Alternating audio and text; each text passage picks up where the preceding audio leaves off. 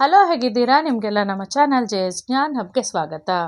ಇಂದು ನಾವು make in India ಅನ್ನುವ ಅತ್ಯಂತ ಪ್ರಮುಖವಾದ ಪ್ರಬಂಧವನ್ನು ಹೇಗೆ ಬರೆಯೋದು ಅನ್ನೋದನ್ನು ತಿಳ್ಕೊಳ್ಳೋಣ. ಅದಕ್ಕಿಂತ ಮುಂಚೆ ದಯವಿಟ್ಟು ನಮ್ಮ ಚಾನಲನ್ನು ಸಬ್ಸ್ಕ್ರೈಬ್ ಮಾಡ್ಕೊಳ್ಳೋದನ್ನು ಮರಿಬೇಡಿ. ಯೂಸ್ಫುಲ್ ಇರೋರಿಗೆ ಶೇರ್ ಮಾಡಿ, ಒಂದು ಲೈಕ್ ಕೊಡೋದನ್ನು ದಯವಿಟ್ಟು ಮರಿಬೇಡಿ. ಮತ್ತು ದಯವಿಟ್ಟು ವಿಡಿಯೋವನ್ನು ಕಂಪ್ಲೀಟಾಗಿ ವಾಚ್ ಮಾಡಿ. ನೀವು ಸುಮ್ಮನೆ ವಿಡಿಯೋ ನೋಡಿ ಎಕ್ಸಾಮಿಗೆ ಹೋದರೂ ಸಹ ನಿಮಗೆ ಪಾಯಿಂಟ್ಸ್ಗಳು ನೆನಪಿರುತ್ತೆ. ಇದು ಅತ್ಯಂತ ಸರಳವಾದ ವಿಡಿಯೋ ಮತ್ತು ಬಹಳ ಪುಟ್ಟದಾದ ವಿಡಿಯೋ ಆಗಿದೆ. ಪ್ರಬಂಧ ಮೇಕ್ ಇನ್ ಇಂಡಿಯಾ, ಇದರ ಪೀಠಿಕೆ ಹೇಗೆ ಬರೆಯೋದು? ಭಾರತ ದೇಶವನ್ನು ಒಂದು ಉತ್ಪಾದನಾ ವಲಯದ ಕೇಂದ್ರ ಸ್ಥಾನವನ್ನಾಗಿ ಬೆಳೆಸಬೇಕೆಂಬ ಉದ್ದೇಶದಿಂದ ಭಾರತ ಸರ್ಕಾರ ಜಾರಿಗೆ ತಂದಿರುವ ಅತ್ಯಂತ ಮಹತ್ವಪೂರ್ಣ ಯೋಜನೆಯೇ ಮೇಕ್ ಇನ್ ಇಂಡಿಯಾ. ಅಂದರೆ ಭಾರತದಲ್ಲಿ ಉತ್ಪಾದಿಸುವುದು ಎಂದರ್ಥ. ಭಾರತ ದೇಶವು ಉತ್ಪಾದನಾ ವಲಯದಲ್ಲಿ ಸ್ವಾವಲಂಬನೆ ಸ್ಥಾಪಿಸಲು ಬಹಳ ಉಪಯುಕ್ತ ಯೋಜನೆ ಇದಾಗಿದೆ. ಅಂದರೆ ನಮ್ಮ ದೇಶದಲ್ಲಿ ಪ್ರೊಡಕ್ಷನ್ ಅಥವಾ ಉತ್ಪಾದನೆಯನ್ನು ಜಾಸ್ತಿ ಮಾಡೋ ಉದ್ದೇಶದಿಂದ ಈ ಮೇಕ್ ಇನ್ ಇಂಡಿಯಾ ಅನ್ನುವ ಒಂದು ಯೋಜನೆಯನ್ನು ನಮ್ಮ ಸರ್ಕಾರ ಹಮ್ಮಿಕೊಂಡಿದೆ. ನಮ್ಮ ಉತ್ಪಾದನೆ ಸ್ವಾವಲಂಬನೆ ಅಂದರೆ ನಾವೇ ಹೆಚ್ಚು ಉತ್ಪಾದನೆಗಳನ್ನು ಮಾಡಿದ್ರೆ ಹೊರಗಡೆಯಿಂದ ನಾವು ತರಿಸ್ಕೊಳೋದು ಅಷ್ಟು ಅವಶ್ಯಕತೆ ಇರಲ್ಲ. ನಮ್ಮ ದೇಶನೂ ಇಂಪ್ರೂವ್ ಆಗುತ್ತೆ. ಸ್ವಾವಲಂಬನೆ ಸಾಧಿಸಲು ಇದು ನಮ್ಮ ದೇಶ ಸ್ವಾವಲಂಬನೆಯನ್ನು ಸಾಧಿಸಲಿಕ್ಕೆ ಬಹಳ ಉಪಯುಕ್ತವಾದ ಸರ್ಕಾರದ ಯೋಜನೆಯಾಗಿದೆ. ಓಕೆ, ಈಗ ವಿಷಯ ನಿರೂಪಣೆ.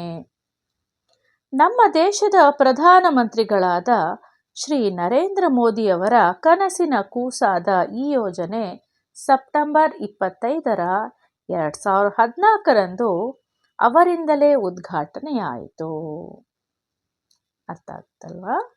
ಇದನ್ನು ನಮ್ಮ ಪ್ರಧಾನಮಂತ್ರಿಗಳಾದ ನರೇಂದ್ರ ಮೋದಿಯವರು ಕನಸಿನ ಕೂಸು ಯಾವುದು? ಮೇಕ್ ಇನ್ ಇಂಡಿಯಾ ಅನ್ನುವ ಒಂದು ಯೋಜನೆ. ಇದನ್ನು ಸೆಪ್ಟೆಂಬರ್ 25, 2014 ಉದ್ಘಾಟನೆಯಾಯಿತು. ಉತ್ಪಾದನಾ ವಲಯದಲ್ಲಿ ಬೇರೆ ರಾಷ್ಟ್ರಗಳ ಸರಕುಗಳಿಗೆ ಅವಲಂಬಿಸಿರುವುದಕ್ಕಿಂತ, ಅಂದರೆ ನೋಡಿ, ನಾವೇನಾದರೂ ಬೇಕು ಅಂದರೆ ಬೇರೆ ದೇಶಗಳಿಂದ ತರಿಸ್ಕೋಬೇಕು. ಅದ್ರ ಬದಲಿಗೆ ನಾವೇ ನಮ್ಮ ದೇಶದಲ್ಲಿಯೇ ತಯಾರಿಸಿ ಸ್ವಾವಲಂಬನೆ ಪಡೆಯುವುದಾಗಿದೆ. ನಾವೇ ತಯಾರು ಮಾಡಿದ್ರೆ ಹೇಗಿರುತ್ತೆ? ಇದು ಈ ಮೇಕ್ ಇನ್ ಇಂಡಿಯಾ ಅನ್ನುವ ಒಂದು ಯೋಜನೆಯ ಮುಖ್ಯ ಉದ್ದೇಶ. ಉತ್ಪಾದನಾ ವಲಯದಲ್ಲಿ ಭಾರತ ದೇಶವು ಒಂದು ಸೂಪರ್ ಪವರ್ ರಾಷ್ಟ್ರ ಎನಿಸಿಕೊಳ್ಳಬೇಕಾದರೆ, ನಾವು ಪ್ರೊಡಕ್ಷನಲ್ಲಿ ಸೂಪರ್ ಪವರ್ ದೇಶ ಅಂತ ಅನ್ನಿಸ್ಕೋಬೇಕಾದ್ರೆ, ನಮ್ಮ ದೇಶದ ಉದ್ಯಮಿಗಳು ಮತ್ತು ಅನ್ಯ ದೇಶದ ಉದ್ಯಮಿಗಳು ನಮ್ಮ ದೇಶದಲ್ಲಿ ಬಂಡವಾಳ ಹೂಡುವಂತೆ ಮಾಡಿ, ನೋಡಿ, ನಮ್ಮ ದೇಶದ ಉದ್ಯಮಿಗಳು ಮತ್ತು ಬೇರೆ ದೇಶದ ಉದ್ಯಮಿಗಳು ಫಸ್ಟು ಬಂಡವಾಳ ಹೂಡಬೇಕು. ಬಂಡವಾಳ ಹೂಡುವಂತೆ ಮಾಡಿ ನಮ್ಮ ದೇಶದ ಕೈಗಾರಿಕೆಗಳನ್ನು ಬಲಪಡಿಸುವುದು, ಆ ಮೂಲಕ ಜನರ ಅವಶ್ಯಕ ವಸ್ತುಗಳನ್ನು ತಯಾರಿಸುವುದು. ಇದರಿಂದ ಏನಾಗುತ್ತೆ? ನಮ್ಮ ದೇಶದಲ್ಲಿ ಪ್ರೊಡಕ್ಷನ್ ಜಾಸ್ತಿ ಆದರೆ ಏನೇನಾಗುತ್ತೆ?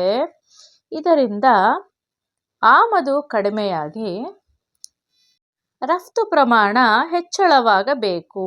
ನೋಡಿ, ಹೊರಗಡೆಯಿಂದ ತರಿಸ್ಕೊಳೋದು ಕಡಿಮೆ ಆಗಿಬಿಟ್ಟು ನಾವೇ ಬೇರೆಯವ್ರಿಗೆ ನಾವು ತಯಾರು ಮಾಡಿರೋ ವಸ್ತುಗಳನ್ನು ಕಳಿಸುವ ಪ್ರಮಾಣ ಜಾಸ್ತಿ ಆಗಬೇಕು. ಹಾಗಾದರೆ ನಮ್ಮ ದೇಶದ ಜನರಿಗೆ ಅವಾಗೇನಾಗುತ್ತೆ?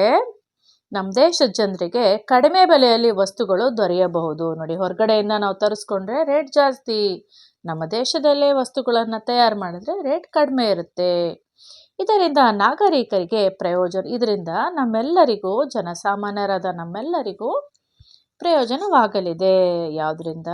ಮೇಕ್ ಇನ್ ಇಂಡಿಯಾ ಅನ್ನುವ ಒಂದು ಯೋಜನೆಯಿಂದ. IT, BT, ರೈಲ್ವೆ, ಆಟೋಮೊಬೈಲ್, ನಾಗರಿಕ ವಿಮಾನಯಾನ, ರಕ್ಷಣಾ ಸಾಮಗ್ರಿ, ರೋಡ್ಗಳ ನವೀಕರಣ, ಆಹಾರ ಉತ್ಪಾದನೆ ಮುಂತಾದ ವಲಯಗಳಲ್ಲಿ ಹೂಡಿಕೆ ಮಾಡಿ ಸ್ವಾವಲಂಬನೆ ಸಾಧಿಸುವಂತೆ ಮಾಡಬಹುದು. ನೋಡಿ, ಈ ಎಲ್ಲ ಕ್ಷೇತ್ರಗಳಲ್ಲಿ ನಾವು ಇನ್ವೆಸ್ಟ್ ಮಾಡಿಬಿಟ್ಟು ಸ್ವಾವಲಂಬನೆಯನ್ನು ಸಾಧಿಸುವಂತೆ ಮಾಡಬಹುದು. ಇದು ಈ ಯೋಜನೆಯ ಉದ್ದೇಶವಾಗಿದೆ. ಈಗ ಉಪಸಂಹಾರ. ಒಟ್ಟಿನಲ್ಲಿ ಸ್ವಾವಲಂಬನೆಯೇ ಸಾಧನೆಯ ದಾರಿ, ಸ್ವಾವಲಂಬನೆಯೇ ಸಾಧನೆಯ ದಾರಿಯಾಗಿದೆ ಎಂಬಂತೆ ಮೇಕ್ ಇನ್ ಇಂಡಿಯಾ ಯೋಜನೆಯು ಭಾರತದ ಅಭಿವೃದ್ಧಿ ಮತ್ತು ಉತ್ಪಾದನಾ ವಲಯದಲ್ಲಿ ಸ್ವಾವಲಂಬನೆ ಸಾಧಿಸಲು ಹೊಸ ಭರವಸೆಯನ್ನು ಮೂಡಿಸಿದೆ. ಅಂದರೆ ನಮ್ಮ ದೇಶದಲ್ಲಿ ನಾವು ಹೊರಗಡೆಯಿಂದ ತರಿಸ್ಕೊಳ್ಳುವಂಥ ವಸ್ತುಗಳನ್ನು ನಮ್ಮ ದೇಶದಲ್ಲೇ ನಾವು ತಯಾರು ಮಾಡಿಬಿಟ್ಟು ಮಾರಾಟ ಮಾಡಿದ್ರೆ ನಮ್ಮ ದೇಶದಲ್ಲಿ ಗ್ರಾಹಕರಿಗೆ ಕಡಿಮೆ ಬೆಲೆಗೆ ಆ ವಸ್ತು ಸಿಗುತ್ತೆ. ಮತ್ತು ನಾವು ಬೇರೆ ಕಡೆ ಆ ವಸ್ತುವನ್ನು ರಫ್ತು ಮಾಡಿದ್ರೆ ನಮಗೆ ಹೆಚ್ಚು ಲಾಭ ಆಗುತ್ತೆ. ಓಕೆ, ಪ್ರಪಂಚದ ಇತರೆ ದೇಶಗಳು ಭಾರತದತ್ತ ಕಣ್ಣು ಹಾಯಿಸುವಂತೆ ಮಾಡಿದೆ.